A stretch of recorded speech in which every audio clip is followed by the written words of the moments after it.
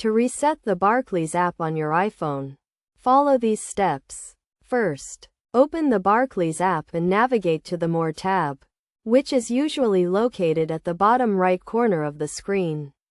From the More tab, tap on Help and then select App Settings. In the App Settings menu, scroll down to the bottom and tap on Reset App.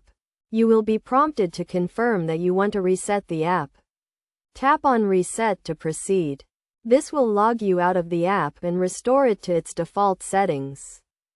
Alternatively, if you are having trouble with the app and want to start from scratch, you can delete and reinstall it. To do this, press and hold on the Barclays app icon on your home screen until it starts to jiggle.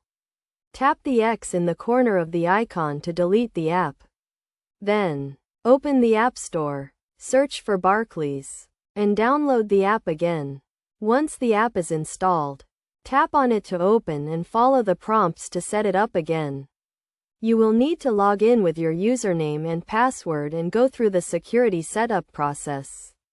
Again, it is also a good idea to check for any available updates for the app in the App Store, as updating the app may resolve any issues you are experiencing.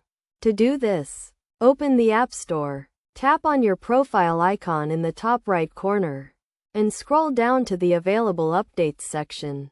If an update is available for the Barclays app, tap on Update to install it. By following these steps, you should be able to reset the Barclays app on your iPhone and get it working properly again. Remember to always keep your app and iPhone software up to date to ensure you have the latest security features and functionality.